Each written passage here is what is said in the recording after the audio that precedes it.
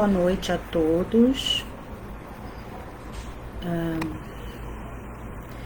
Sei que o ambiente está um pouco mais escuro, minha iluminação hoje não está ajudando muito. Se alguém já estiver presente, puder me auxiliar para eu saber se estou realmente ao vivo, eu agradeço.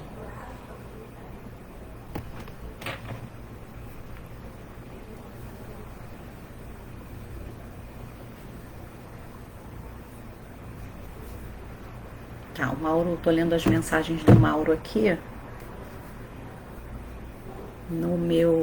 Na minha tela tá constando ao vivo. Ah, tem um comentário aqui, peraí.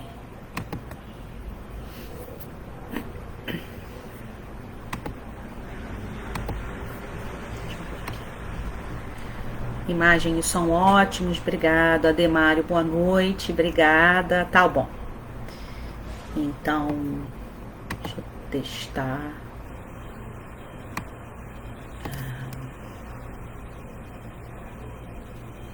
Ok. Eu vou manter a tela compartilhada com os comentários, mas a imagem tá boa. Tudo bem de imagem e som, tá? É porque eu reduzi um pouquinho a imagem para eu poder ler também os comentários, para ficar vigiando se tá tudo bem na transmissão. Mas muito obrigada. Mauro, mais uma vez, exercitando a caridade comigo, porque às vezes eu demoro um pouco para responder. Vou selecionar aqui uma página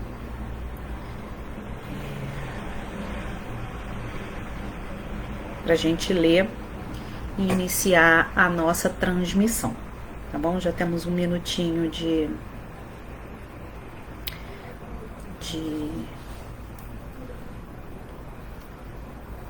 tarefa, né? De exposição da nossa querida doutrina espírita. Boa noite, Flávia. Boa noite a todos. A página que nós escolhemos hoje para fazer a abertura dessa exposição, antes até eu gostaria de agradecer ao grupo de estudos pela oportunidade de estar com vocês, aproveitando os recursos da tecnologia que tem sido tão importante para nós, né, nessa fase da nossa vida, e dizer a todos que esses minutos, como eu já devo ter dito antes, são minutos de investimento na nossa espiritualidade, né? É como realmente uma bolsa de valores, já que a gente todos os dias precisa atender às demandas da matéria, que ainda nos exige muitas coisas. Os cuidados diários, dos asseios, da alimentação, da nutrição,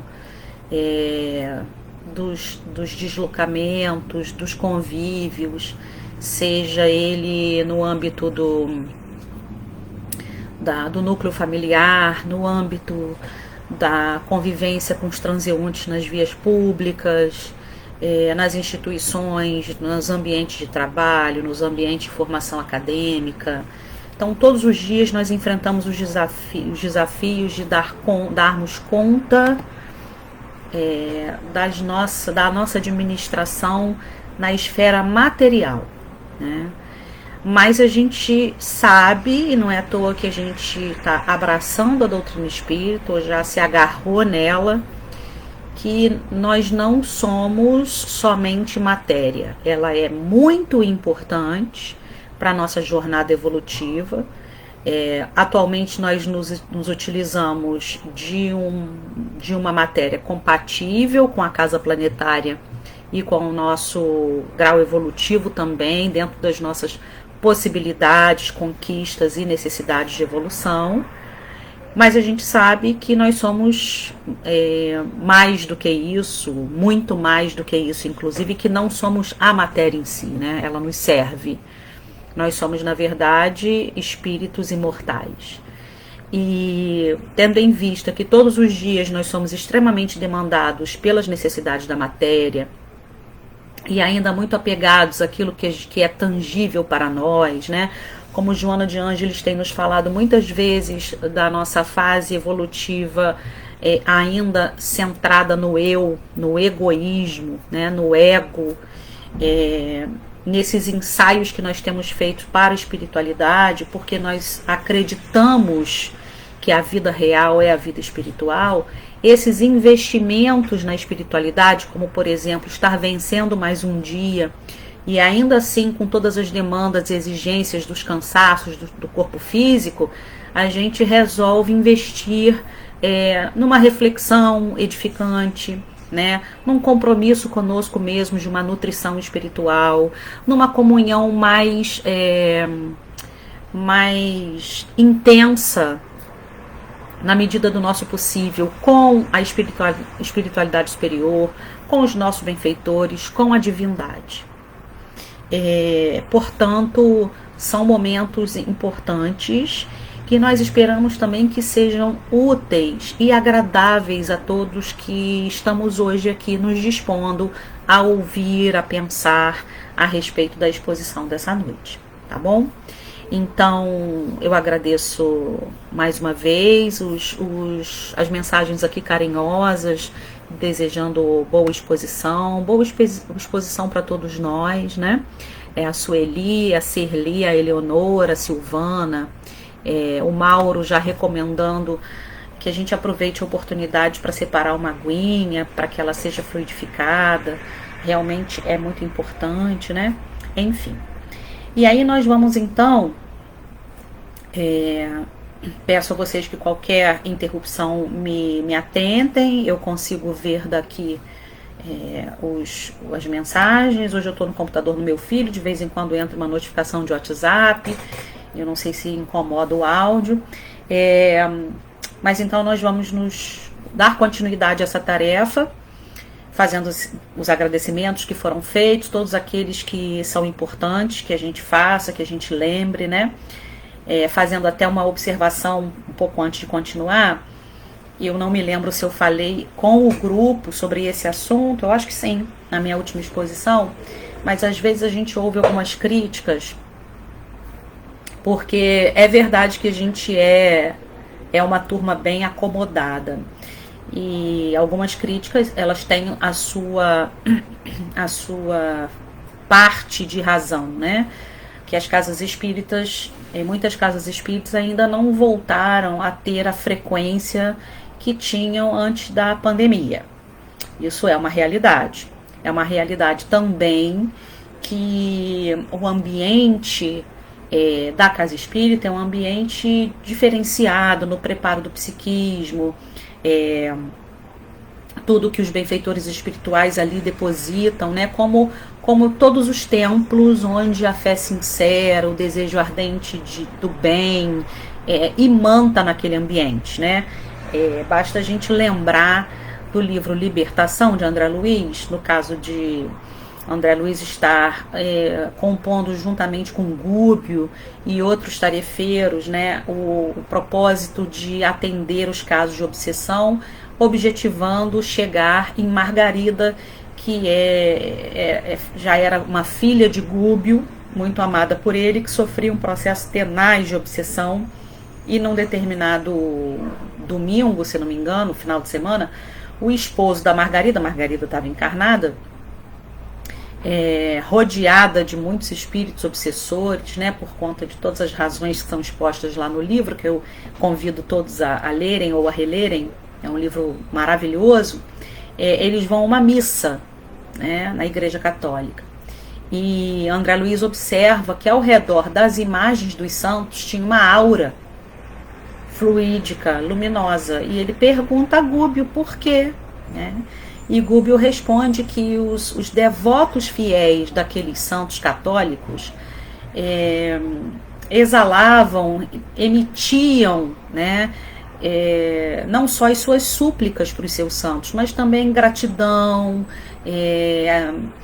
e todas as intenções boas que eles tinham, e os espíritos se aproveitavam disso, no bom sentido, para armazenar esses recursos fluídicos, né, benfazejos, a fim de manter ali um repositório fluídico para que aqueles fluidos fossem reutilizados, redirecionados aos corações necessitados. Então vejamos como é importante a questão do ambiente, mas também tentando potencializar o lado bom das coisas, porque nós estamos necessitados de potencializar o lado bom das coisas, né? A gente precisa assumir esse compromisso com a gente sobre diversos aspectos.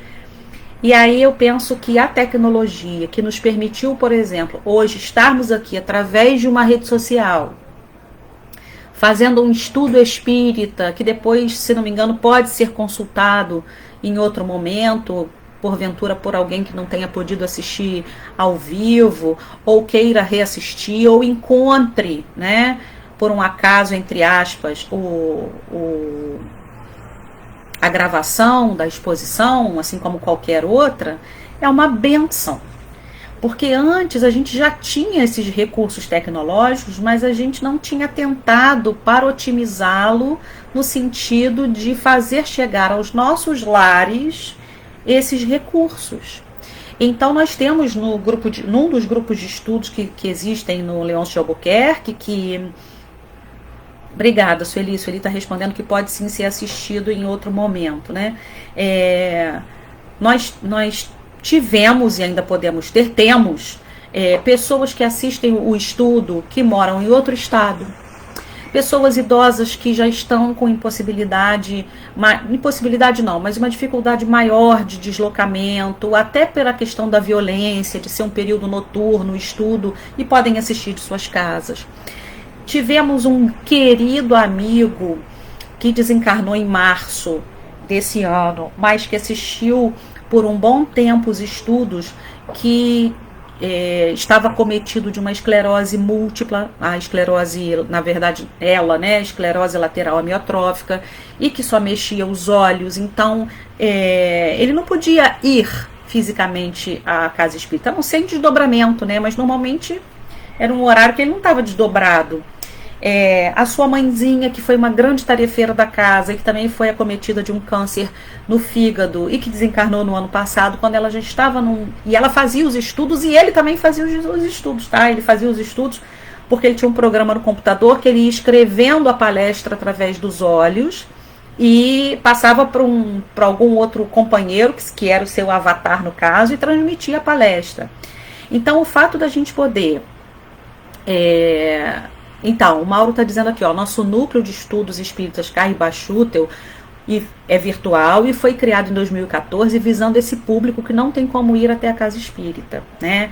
Quer dizer, 6 anos antes da pandemia. Então, o grupo de núcleos espíritas é intuído, né? Já tem pressentimentos com relação aos benefícios disso, e é exatamente isso, né? Às vezes meus pais moram no interior a 300 quilômetros, eu falo de Niterói, 300 quilômetros de Niterói, e às vezes eles têm a oportunidade de me assistir, né, ao vivo, online. E aí, quantas bênçãos o fato da gente fazer uma prece dentro de casa, que às vezes a gente não tem ambiência para fazer ou disciplina para fazer, né, verdade seja dita, quando eu falo para vocês, eu falo para mim. Muda a psicosfera dos nossos lares, né? Então, assim, não é para que a gente se acomode de que eu não preciso mais ir à casa espírita porque eu assisto a palestra de casa. Que a gente vá, né? Até para a gente se beneficiar disso, ainda que seja um motivo egoísta, sem hipocrisias, pelo menos no primeiro momento. Ou que a gente não deixe de praticar a tarefa no bem, né, de forma física, externamente, dentro dos nossos propósitos, possibilidades e etc. Mas que é uma bênção a gente poder ter esse recurso, sem dúvida tá bom?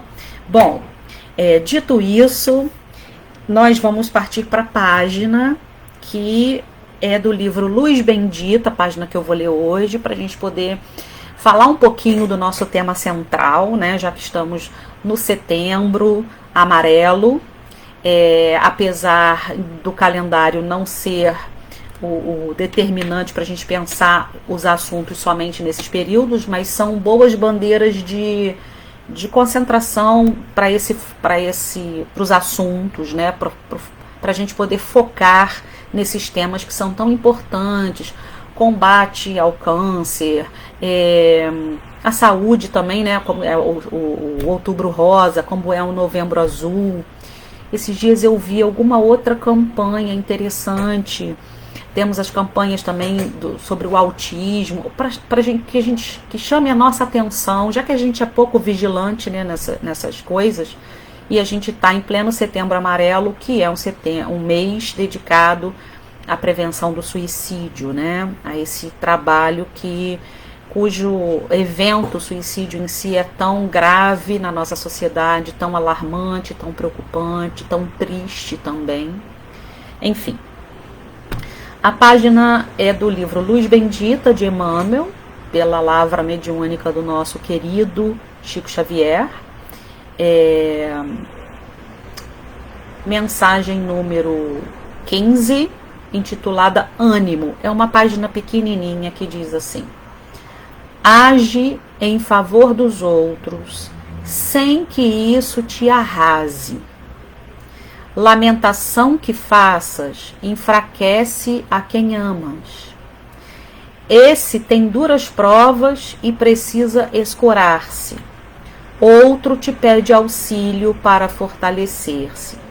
Suporta qualquer sombra sem que a fé se te perca.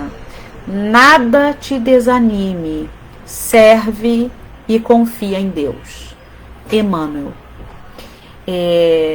Casa perfeitamente com o nosso tema.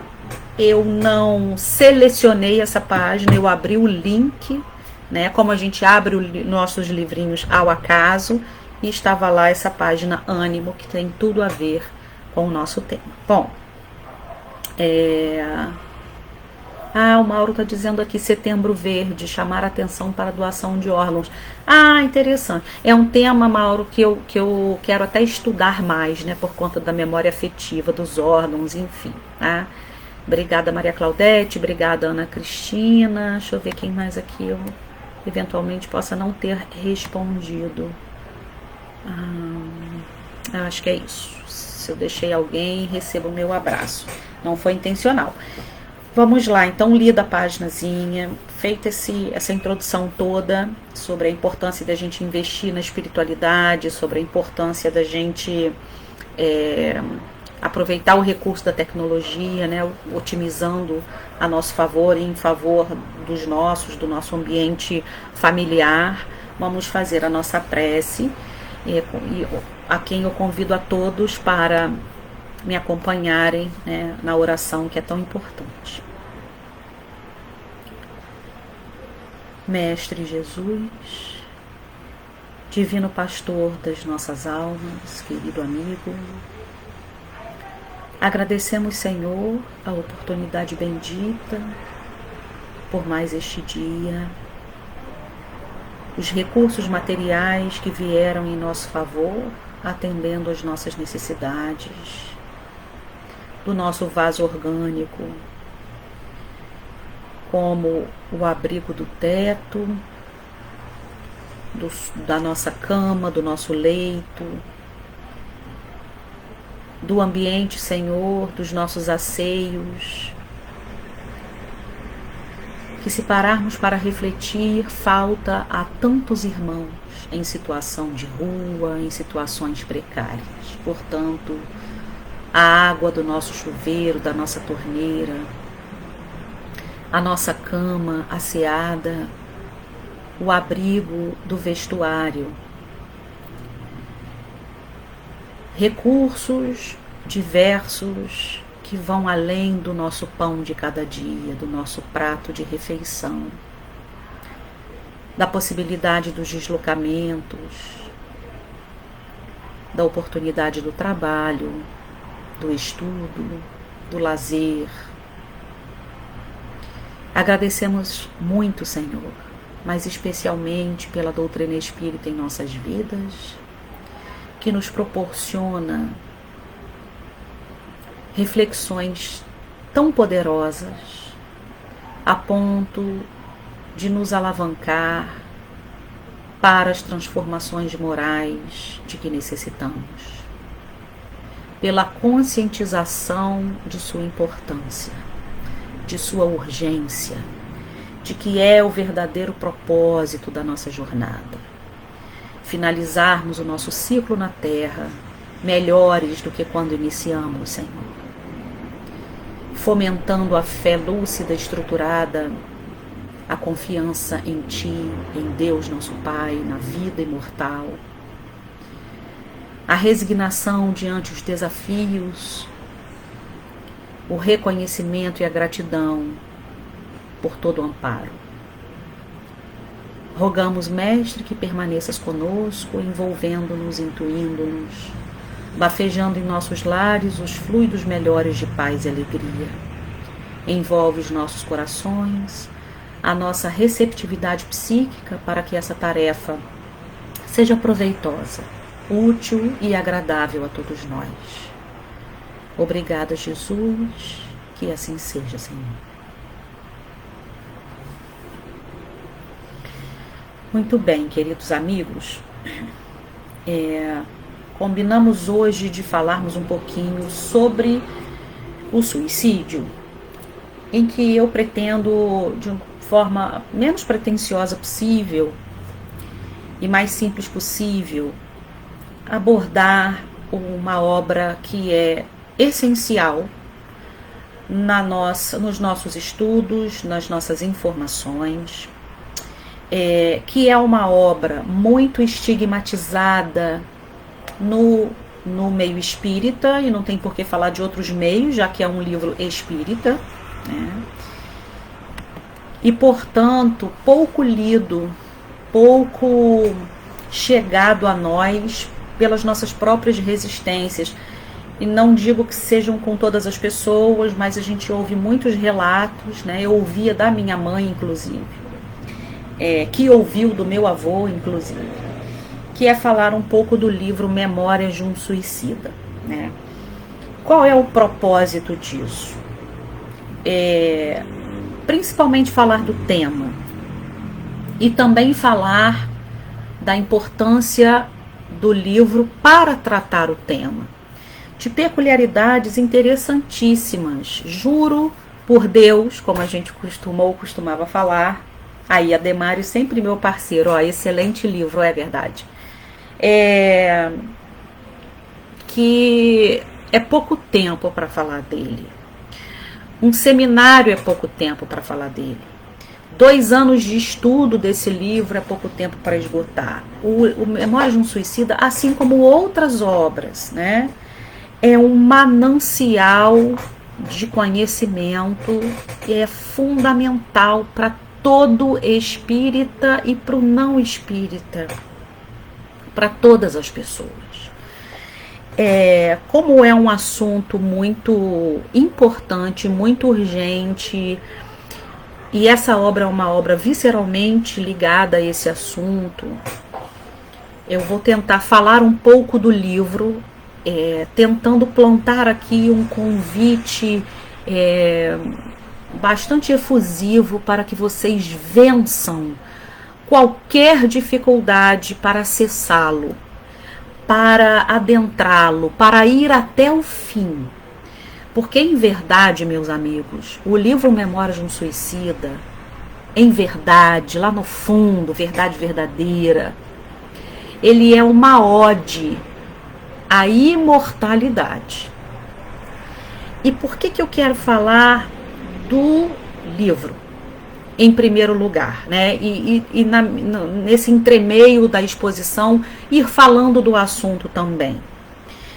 Esse livro mereceu muitas e muitas entrevistas e falas da própria médium, que foi a nossa ponte com a espiritualidade para trazer esse livro até nós, né? Quase nenhuma publicação a respeito, à época que o livro foi psicografado, posso até dizer com uma certa segurança, nenhuma, praticamente. Um livro que enfrentou muitas dificuldades para nascer entre nós. E a Dona Ivone Pereira, que é a médium, especialmente, né, com a configuração mediúnica apropriada para conceber um livro dessa envergadura, com essa configuração, com essas características e com essa empatia principalmente, nós vamos falar um pouco disso. Ela diz em várias entrevistas, inclusive num livrinho chamado Pelos Caminhos da Mediunidade Serena, onde foram transcritas diversas entrevistas que foram gravadas em fita cassete, quando ela fala dos bastidores desse livro, o que é muito interessante. Eu gosto muito, particularmente, de contextualizar os livros que nas exposições que eu faço e também nas minhas próprias leituras, sejam livros espíritas ou da literatura, porque a gente, entendendo melhor o cenário, o contexto, a época, a situação, as circunstâncias, a gente abre possibilidades maiores de uma compreensão mais profunda do tema, né? O que o Ademário me falou aqui? Porque a exposição é nossa, tá bom? Eu falo aqui para vocês, mas a exposição é nossa. Ele diz o seguinte, que o livro tem em seu conteúdo um tratado de orientação, um tratado mediúnico e socioexistencial. Sim, é verdade.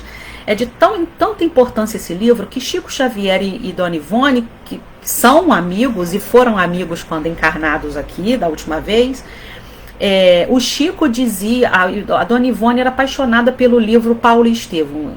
Modéstia à parte não, né? Vamos combinar, eu gosto muito da Dona Ivone, que todos nós que lemos Paulo e Estevão somos apaixonados, e quem vai ler ficará apaixonado também.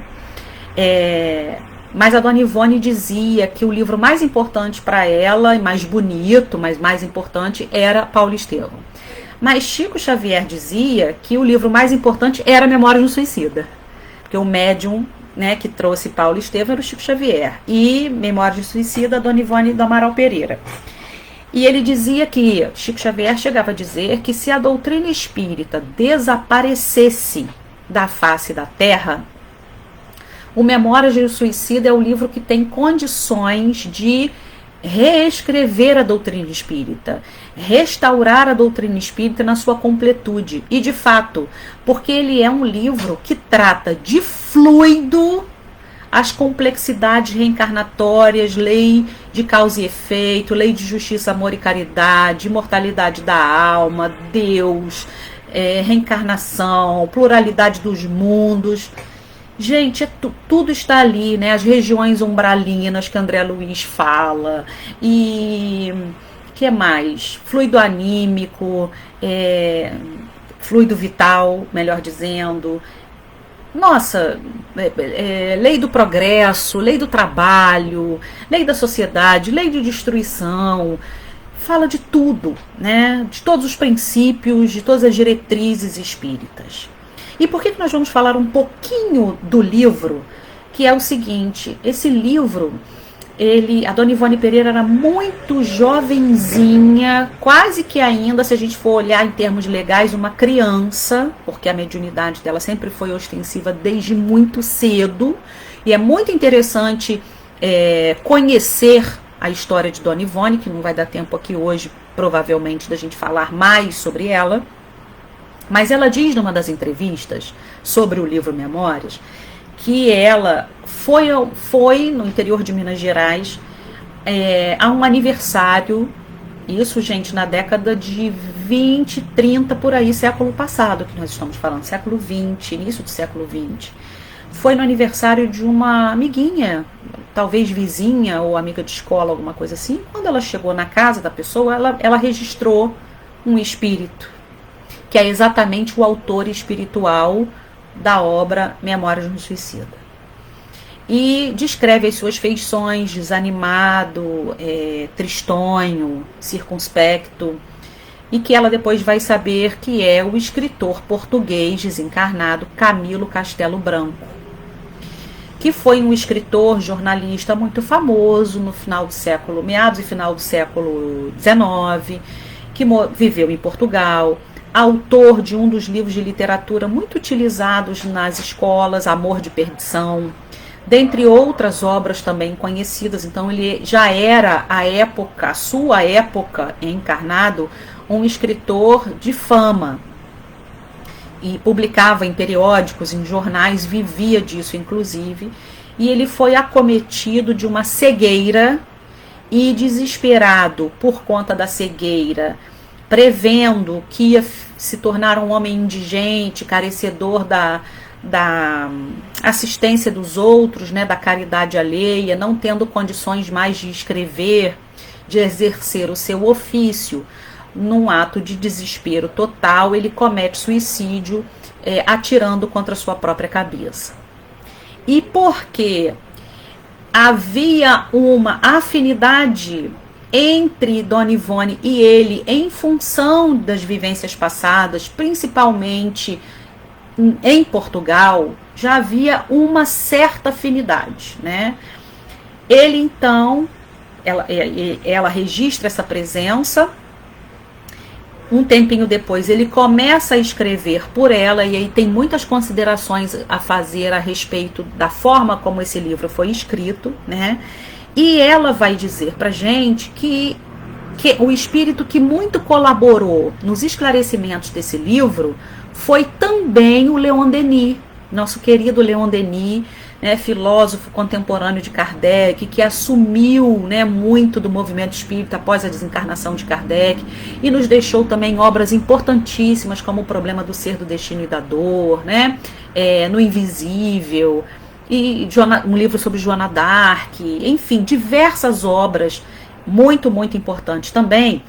E então é um livro interessantíssimo, porque embora a capa do livro traga somente o pseudônimo adotado por Camilo Castelo Branco, em que ele coloca lá Camilo Cândido Botelho, ou seja, mantém as iniciais do nome, mas ninguém mais, todo mundo sabe que é Camilo Castelo Branco, né? Teve uma dupla autoria, né? O livro, na verdade, foi escrito por Camilo e por Leon Denis. E por quê? Por Camilo, porque ele passou, né, por essa saída da encarnação de forma voluntária, que foi o suicídio. Ele cometeu o suicídio, ele viveu e vive provavelmente essa experiência, porque todas as experiências vão compondo o nosso arquivo, né, espiritual. Então ele tinha lugar de fala, né, que hoje é uma expressão muito utilizada, e acertadamente utilizada. Ele tinha lugar de fala por ter vivenciado essa situação, trazendo ainda a experiência de outros espíritos que ele passou a conhecer em função do mesmo evento suicídio, né? Só que, além disso, né, além do falar o só, além disso, Camilo Castelo Branco era um escritor romancista. Ele já tinha uma tarimba, uma experiência com a comunicação, né? E a gente observa que a divindade, ela aproveita tudo de bom que a gente tem. A gente observa, por exemplo, em Obreiros de Vida Eterna, que o André Luiz está lá compondo a equipe de socorro, de aprendizado e tudo, e tem também a Luciana, que está com ele ali. A Luciana tinha sido enfermeira e tinha uma experiência muito grande nas situações de tratar com a mente das pessoas, de auscultar como espírito já desencarnado os pensamentos. Então a ela foi dada uma tarefa num determinado socorro, inclusive de atender o padre, se não me engano, Domênico, que o benfeitor tinha também condições de fazer. Ele estava numa envergadura moral acima da Luciana, mas a Luciana tinha uma expertise, e ela poderia ser utilizada, apesar de algumas deficiências, porque estava num processo evolutivo, naquilo ela tinha condições de atender. Então o Camilo Castelo Branco, a mesma coisa, apesar dele ainda estar sofrendo as consequências do suicídio, ele tinha condições de contar a própria experiência e as experiências alheias que lhes foram trazidas através desse contato do mundo espiritual, né? Que o mundo espiritual, naquela situação, naquela circunstância que ele vivia, proporcionava a ele. E o Leon Denis, e ele não tinha muito mais, o Camilo, a dar, além da sua própria experiência, até porque ele não foi espírita. Ele passou a conhecer o espiritismo no mundo espiritual, mas Leon Denis não. Leon Denis foi o coautor do livro que dava e que deu exatamente os esclarecimentos doutrinários, que são muitos e de uma forma muito didática para o leitor a respeito dos porquês que aquelas pessoas passavam por isso. Então, quando Camilo Castelo Branco, por exemplo, visualizou, e ele ainda estava no Vale dos Suicidas, que é a primeira parte do livro, a ambientação da primeira parte do livro, onde ele estava sendo atendido, mas um lugar de muita expiação, porque eram as primeiras, era um resgate dos benfeitores, e isso é muito interessante da gente também saber. O espírita vai para o Vale dos Suicidas. Nem todos.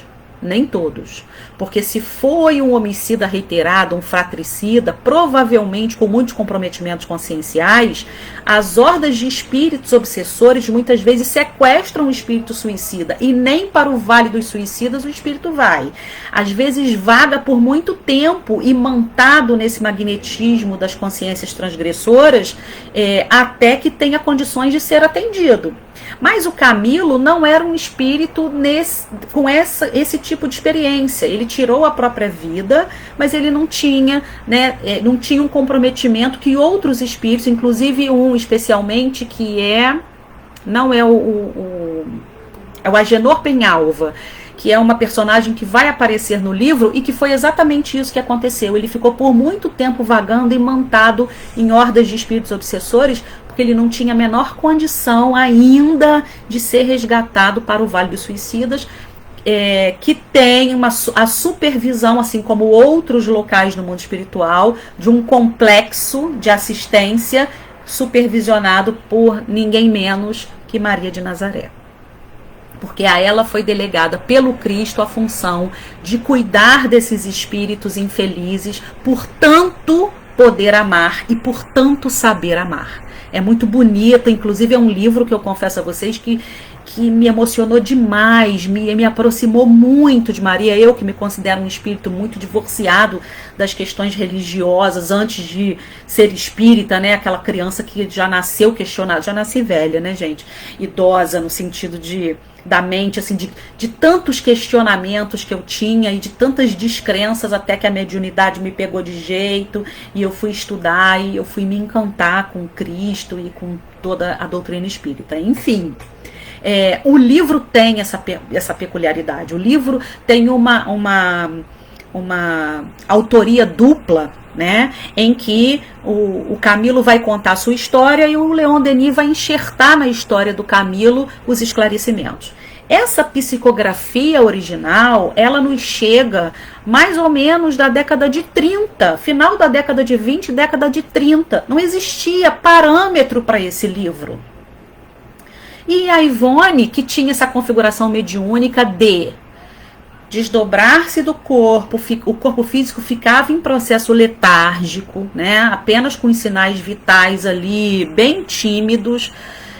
E é muito interessante a história dela, porque quando bebê ela quase foi enterrada viva, porque estava num processo cataléptico, né? E somente quando a mãe dela furou a cabecinha dela, porque os lacinhos de cabelo das meninas não eram como hoje, não. Tinha uma ponta, né, fixa. E porque era tida como cadáver, ela estava num caixão já, bebê. E quando a mãe foi colocar o lacinho para enfeitar o cadáver, ela chorou, né? E assustou a todas. Ela quase foi enterrada por isso, porque ela tinha essa configuração de ficar no estado letárgico. Por quê? Porque ela ia para esses locais, né? Apreendia tudo isso, ouvia, via, sentia toda a intensidade que era possível, que era um sofrimento atroz para ela, e ela voltava para o corpo para passar para o livro aquilo tudo. Por que isso na vida dela? Porque ela cometeu suicídio várias vezes. Ela também tinha familiaridade com toda esse episódio que o suicídio traz, né, mórbido, de tristeza, de agonia, de sofrimento e etc. E a gente vai vendo também que, embora o livro trate de um tema, as diversas formas que as pessoas atingem, né, nesse objetivo, trazem também sofrimentos específicos, né, embora todos muito intensos, com agravantes e eventualmente até certos atenuantes. Então, a Dona Ivone, ela tinha, né, essa especificidade na configuração mediúnica. Ela veio, inclusive, a sua programação reencarnatória foi especialmente modulada para essa tarefa de colaborar com a literatura em geral, né, o movimento espírita em primeiro lugar, que é de onde surgiu o livro, com esses esclarecimentos, a fim de que ela resgatasse um pouco esses profundos débitos que adquiriu para com a própria consciência, porque ela comete suicídio em diversas encarnações, em situações que causou muita dor, não só a ela, né, mas a todos que a amavam e que amam. Inclusive, um dos suicídios, ela se matou grávida, gestante. Eu recomendo a leitura, desculpa por essa tosse invasiva, eu recomendo a leitura da trilogia Nas Voragens do Pecado, Cavaleiros no Mier e o Drama da Bretanha, que são 3 encarnações dela, e outros livros, né, Leila, que foi uma outra personagem, enfim. Então, a Dona Ivone estava muito ligada a esse contexto, teve esse propósito reencarnatório e se desincumbiu também, não sem sofrimento, muita angústia, muita memória, né? Ela se desincumbiu também dessa tarefa, porque ela reencarnou para escrever esse livro. Que quando ela desencarna, ela deixa pra gente mais de 30 obras publicadas, né? Todas maravilhosas. Devação do Invisível, gente, que ela fala de pormenores da mediunidade, enfim, tanta coisa boa que a gente tem, né? E esse livro, então, é muito especial nesse sentido. A gente vê hoje a sociedade agonizando, os índices de suicídio altíssimos, independente das faixas etárias, as estatísticas diferentes que os países têm. Então, a gente não tem segurança quanto aos dados. Quem fala muito bem disso é o André Trigueiro, né, jornalista que a gente conhece, que é espírita, que é palestrante. Ele tem no Instagram, não sei se vocês conhecem, o Papo das 9. Então, quem segue o André Trigueiro no Instagram, pode acompanhar todos os dias uma live que ele faz pontualmente às 9 horas da manhã, de diversos assuntos. Em setembro, certamente ele vai estar falando de suicídio também. Se já não falou, vai falar. Deve falar várias vezes. Então isso é um tema que eu não estou falando só de uma história de um livro, eu estou falando de um tema urgente, pujante, importante, né, que merece nossa atenção, nossa prece, enfim. E aí ela escreve isso muito jovem ainda, com muita propriedade, com muito apoio. O Leon Denis fala com ela que ela teria todo o apoio, porque tem momentos muito angustiantes para ela, reviver a experiência, né? Descrever os sofrimentos. Quando eu falei, a primeira parte desse livro é uma parte, nossa, muito intensa, mas perseveremos, porque ele compensa, o livro é muito compensador, é intenso, etc. Então, esses manuscritos todos, imaginemos uma época que não tinha nada impresso, né? Assim, ela psicografava mesmo, ficaram guardados anos. Ela pensou várias vezes em jogar fora, mas tinha instrução dos espíritos que não fizesse. Décadas depois, por quê? Nesse tempo todo que esses manuscritos ficaram guardados, Chico Xavier começa a publicar, quer dizer, a FEB, né? Começa a publicar as obras de André Luiz. E André Luiz também fala desses temas todos que estão compilados em Memórias de um Suicida de forma diluída nas suas obras. Claro que tem coisas que só no Memórias tem, mas muitas e muitas coisas, inclusive da base espírita, dos princípios espíritas, estão nas obras de André Luiz que já estavam publicadas. Até o momento que Dona Ivone recebe dos benfeitores a orientação de levar os manuscritos do Memórias para a federação para que o livro fosse publicado. Nesse tempo, Rio de Janeiro era a capital. Olha o contexto como é importante. A Federação Espírita era aqui no Rio de Janeiro, na Avenida Passos, ou na Rua Passos, no centro do Rio. Tinha uma escadaria. A Dona Ivone coloca aquilo embaixo do braço, vai para a federação para apresentar os manuscritos. Quando ela chega lá, a autoridade daquele momento, nessas questões de publicação, diz para ela que ela poderia voltar com aquilo porque ali a FEB só publicava Chico Xavier e que aquele livro não seria publicado. Ela, muito irritada, indignada com aquela resposta, até porque ela era muito crítica, né? Ela não tinha como negar a existência de todo o mundo espiritual que ela conseguia registrar, mas ela era questionadora, crítica, como a gente precisa ser mesmo. A gente não pode ser um elemento sem os questionamentos pertinentes para a gente entender as coisas. E ela então coloca aquilo debaixo do braço e sai da federação decidida a queimar aqueles manuscritos. E ela é interceptada, literalmente, na escadaria da federação por ninguém menos que Dr. Bezerra de Menezes, sendo assertivo com ela, que muito a amava e a ama, mandando ela voltar.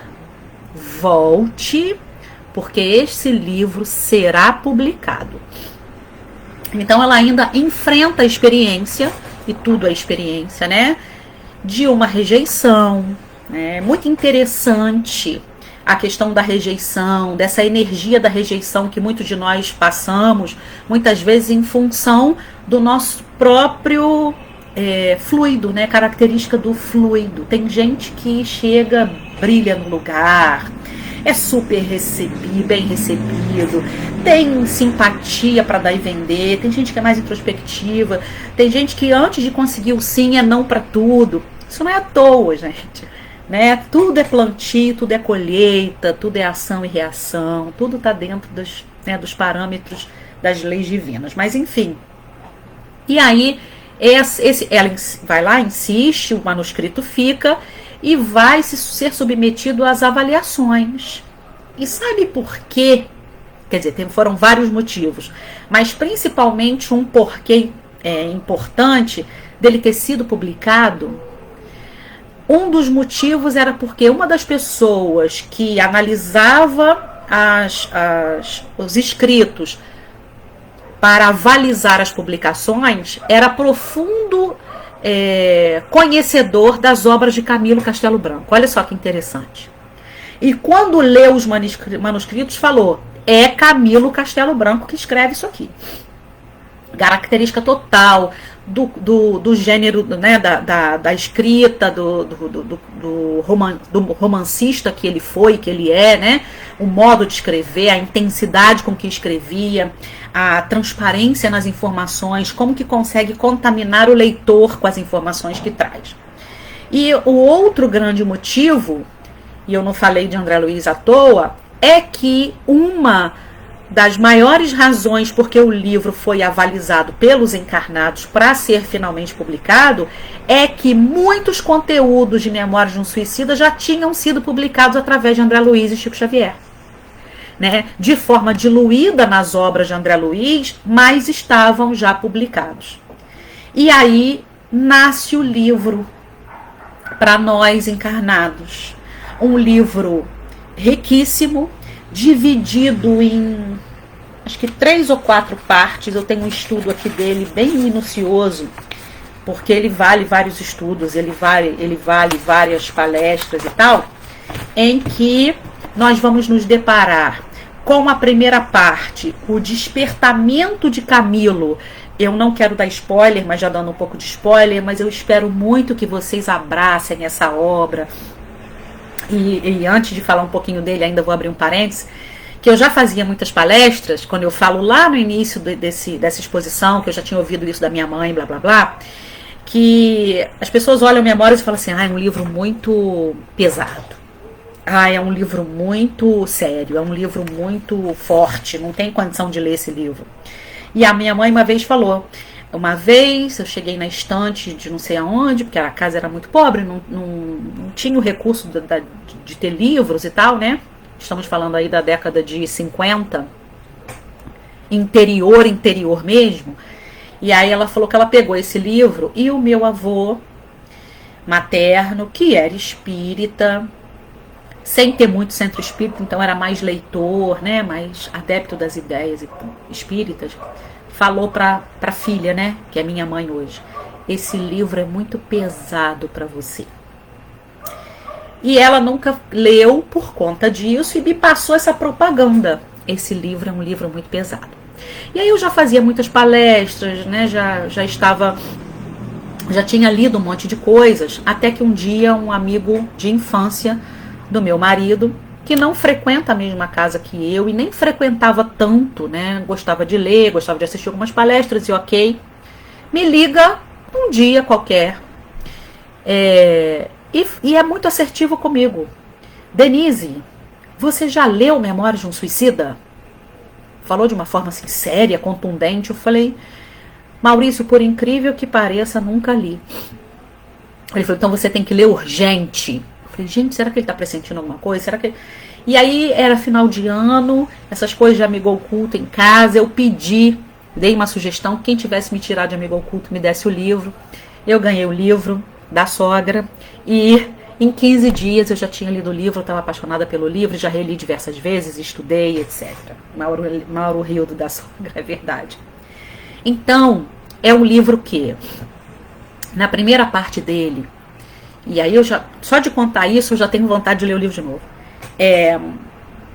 retrata com muita minudência, com muito detalhe, com muita clareza, o sofrimento do suicida, né? É o despertar dele, ele vai se dando conta de como ele estava, né? Os cheiros, a putrefação, o cemitério, o vaguear pela cidade, o ter sido atraído por um turbilhão de espíritos e levado para o Vale dos Suicidas, que depois a gente vai concluir que foi um resgate, né? Uma misericórdia divina ali. Todo o sofrimento que eles passam ali, os socorros que ele registra, né? Quando ele registra, por exemplo, um cordão prateado, que é exatamente a carga de fluido vital que ele precisa gastar para se habilitar a uma outra etapa de vida. O resgate no qual ele foi contemplado para sair dali para outro lugar. A ambiência para onde ele foi, a internação hospitalar espiritual que ele estava.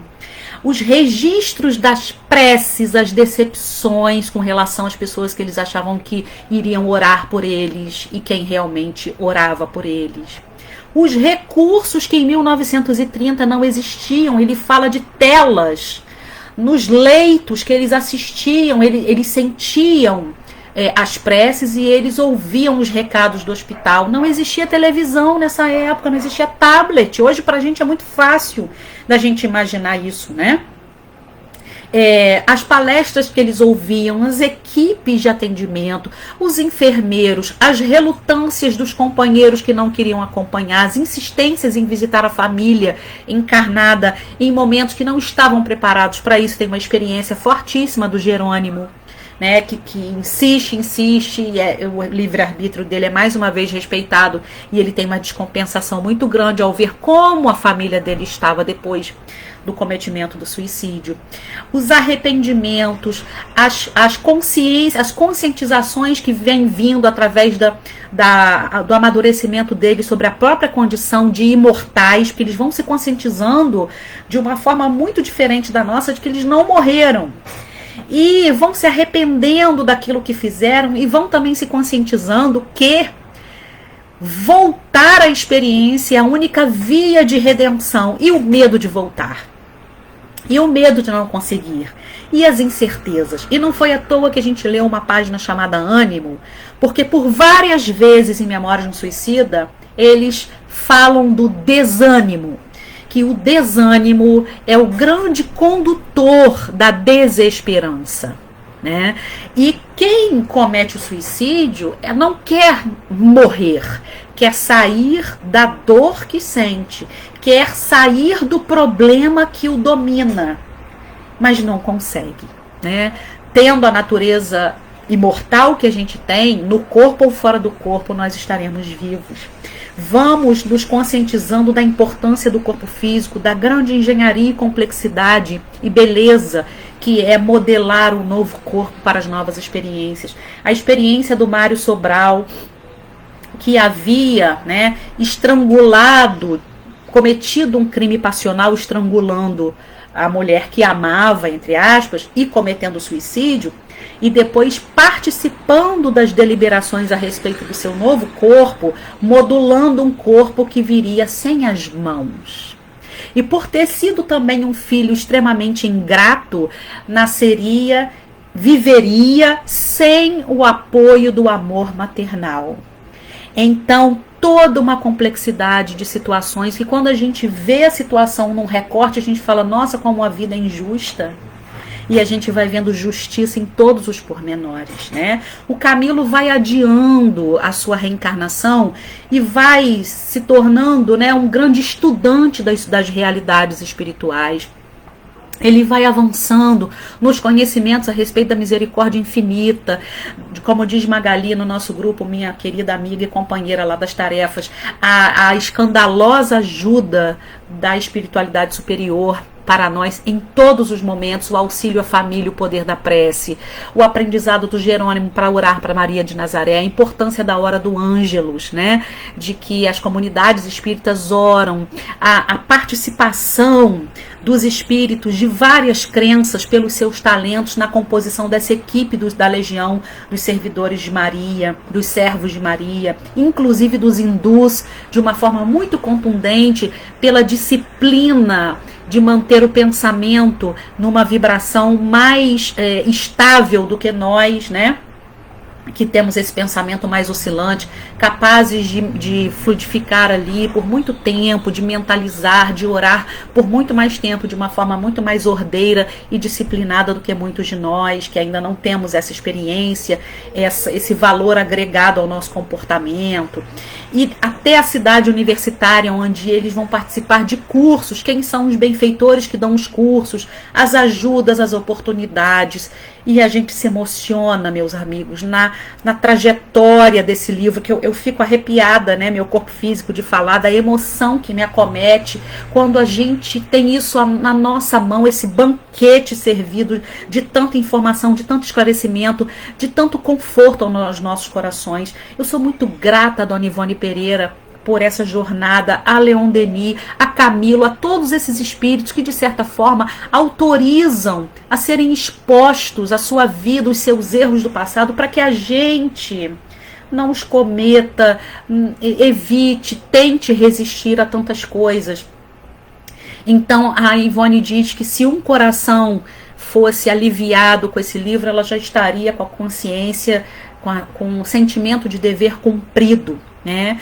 Porque quando eu falei no início que esse livro é uma ode à imortalidade, ele realmente retrata um sofrimento muito atroz, mas ele retrata também a enorme misericórdia, né? Quando fala de Maria, quando fala dos diversos tipos, entre aspas, transitórios de suicidas, né? Aqueles que permanecem dementados e que são alijados, ficam exatamente isolados dos outros.